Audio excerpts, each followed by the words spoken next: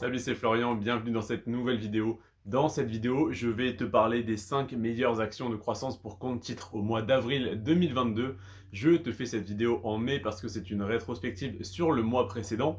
Je vais donc te parler des 5 actions de croissance pour compte titre qui ont connu la plus forte croissance le mois dernier. Ça n'est évidemment pas une recommandation d'achat ou d'investissement. C'est les 5 actions qui ont le plus performé. Je te les présente simplement pour que tu les ajoutes à ta watchlist si jamais tu ne les connaissais pas ou si jamais tu n'avais pas l'impression qu'elles performaient. Sache que ce mois-ci, sur les 40 actions de croissance pour compte titre que je surveille tous les mois, c'est les 5 actions qui ont le mieux performé, donc qui sont intéressantes actuellement, qui sont, on pourrait dire, en vogue ou du moins qui ont de bons résultats financiers qui entraînent la croissance du cours de leur action. Je ne te présente évidemment que des actions qui sont intéressantes sur le long terme.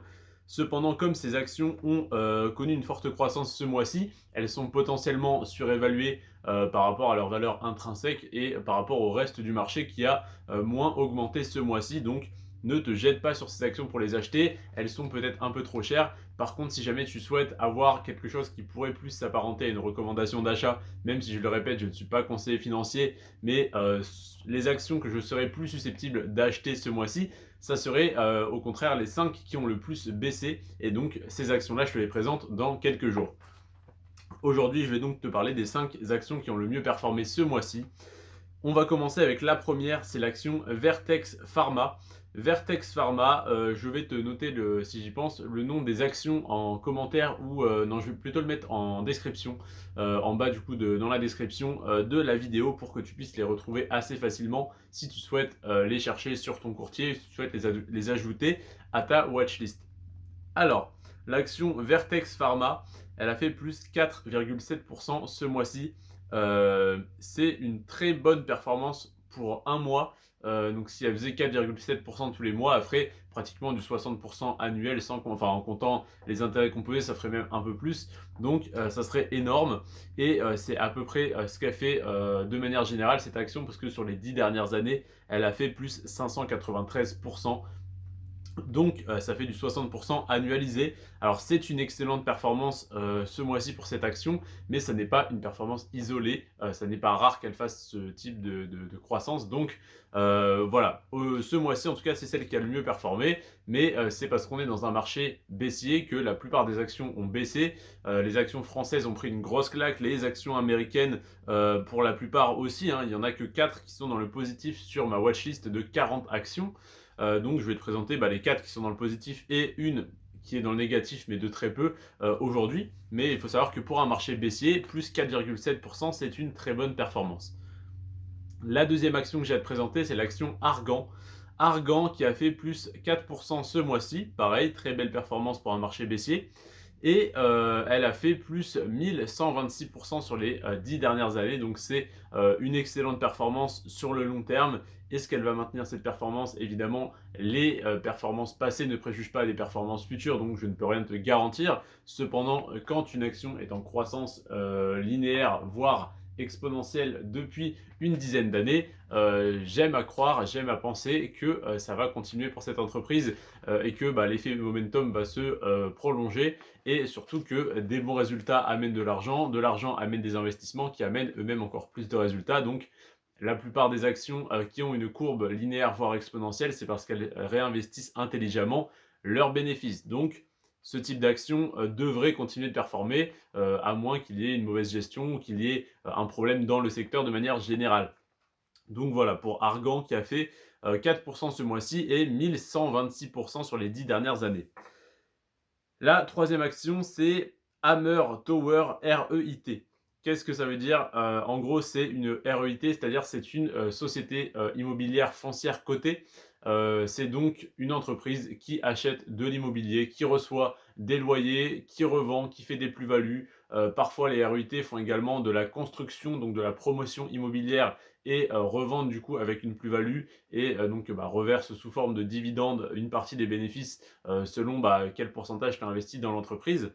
Et cette action, pour une REIT, elle a une très forte croissance et un dividende qui est, on va dire, dans ses balbutiements. Donc, je l'ai classé dans mes actions de croissance et non pas mes actions à dividende parce que sur les 10 dernières années, elle a fait plus 291%. À savoir que si tu vas voir par exemple Realty Income, c'est une REIT très très connue et très intéressante, mais qui stagne en fait clairement sur 10 ans. On voit que parfois elle est dans le rouge, parfois elle est dans le vert, mais globalement, son cours de l'action, il fait ça, il stagne.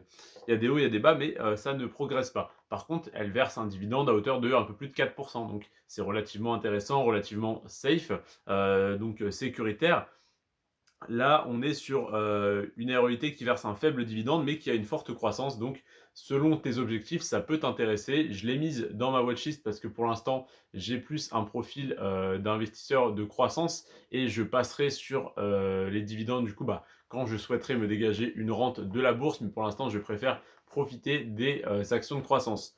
Donc, Hammer Tower REIT, plus 3,8% de croissance en un mois, c'est une très belle performance, surtout dans un marché baissier. Attention, certains parlent de bulle immobilière. Je ne suis pas de cet avis, enfin du moins je n'ai pas assez creusé la question pour m'exprimer dessus, mais pour moi l'immobilier étant le besoin primaire le plus important de l'être humain, je dis pas que ça ne va pas ou peut pas baisser en valeur, simplement ça restera indispensable. Donc même si ça baisse en valeur, ça sera qu'une occasion d'en racheter plus. Donc autant rentrer maintenant plutôt que d'attendre 15 ans un crash et au final d'acheter plus cher que le prix aujourd'hui, même dans 15 ans avec un crash. Donc autant commencer à rentrer doucement et délicatement dans l'immobilier via des SCPI, via des REIT aujourd'hui et pourquoi pas investir en direct dans l'immobilier si vous êtes un peu plus confiant. Mais pour moi, au moins mettre quelques centaines ou milliers d'euros sur une REIT, c'est pas, ça ne met pas votre vie en jeu, on va dire, du moins votre portefeuille. Donc plus 3,8% ce mois-ci et plus 291% sur les 10 dernières années. Comme je te l'ai dit, c'est plus une REIT de croissance. La quatrième action que j'ai à te présenter, c'est l'action Duke Energy. Duke Energy, ça doit se prononcer parce que c'est américain. Donc Duke Energy, plus 3,1% ce mois-ci et plus 430% sur les 10 dernières années. Donc pareil, belle performance ce mois-ci pour un marché baissier. Et surtout, c'est la quatrième action que je te présente et c'est la dernière qui est dans le positif avec plus 3,1% ce mois-ci. Et la cinquième action que je te présente aujourd'hui, pardon, je t'ai mis un coup de pied.